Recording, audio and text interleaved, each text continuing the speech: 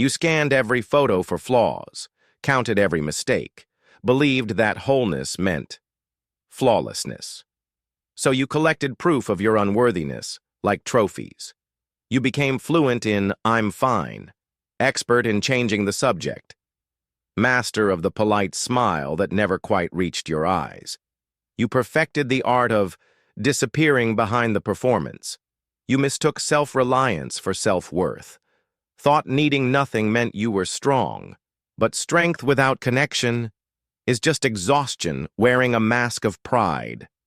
You normalized the ache, believed this was just how you were wired, that imperfection was optional, that your true self was too risky to show. You equated vulnerability with danger, believed that being open meant you were exposed. So you armored up, even when you were alone, even when your heart was yearning, to be seen. But inside, beneath the script, beneath the mask, a part of you whispered, "This isn't me." And the only language that felt safe was perfection. Your flaws became your cage. You fear the volume of your truth. You fear being truly seen might mean being rejected. That underneath, what you feel is too intense, too real. You've worn the label of too sensitive, like a scarlet letter. So you armor up, even when you're alone, even when your heart is breaking. You've learned that being needy meant being burdensome. So you minimized your needs, your feelings, your very presence. The truth is, the silence itself is the exhaustion. The pretending, the minimizing, the constant management of your volume. It's what's draining you. You've been told to be quiet, to keep it down. But what if being quiet is what's keeping you from being heard, from being truly, powerfully, authentically you? You've spent so long being the character everyone wanted.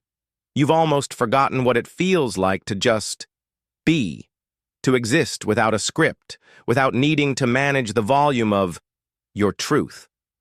What if your truth isn't too loud? What if the world's tolerance for silence is too quiet? What if your voice is exactly the volume needed? You are not too much. You are not too little. You are exactly the volume the world needs right now. Exactly as you are. Your voice is not a weapon. It's a gift. A way to connect, to create, to contribute your unique light to a world that often feels dim. Real love, real connection, isn't built on your silence. It's built on your presence, exactly as you are. Messy, complex, and whole. Healing is not about erasing the past. It's about integrating it, making peace with the child who learned to whisper, and giving her permission to speak now. You are allowed to be tired. You are allowed to be uncertain. You are allowed to take up space without apology. You are allowed to be imperfect. You don't have to whisper anymore. You don't have to minimize. You don't have to be perfect.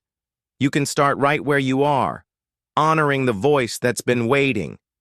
Start listening again, to your body, to your boundaries, to that small voice that whispers, "This doesn't feel right." It's time to let the real you breathe. You are worthy of love exactly as you are, not for the silence you kept, but for the beating heart beneath it. Not for your performance, but for your presence. Healing is not about erasing the past. It's about rewriting the story. Not to forget the pain of silence, but to understand its role and reclaim your power to speak. The silence you carried was never yours alone. It was a burden placed upon you by a world that didn't understand. And now, it's time to lay it down. You are not broken. You are human. You are complex. You are worthy of love, support, and gentle healing, exactly as you are. If this resonated with you, you're not alone. Sometimes the deepest wounds are the quietest. For a gentle guide to help you identify, understand, and begin to heal these hidden parts of yourself, explore the link in the description.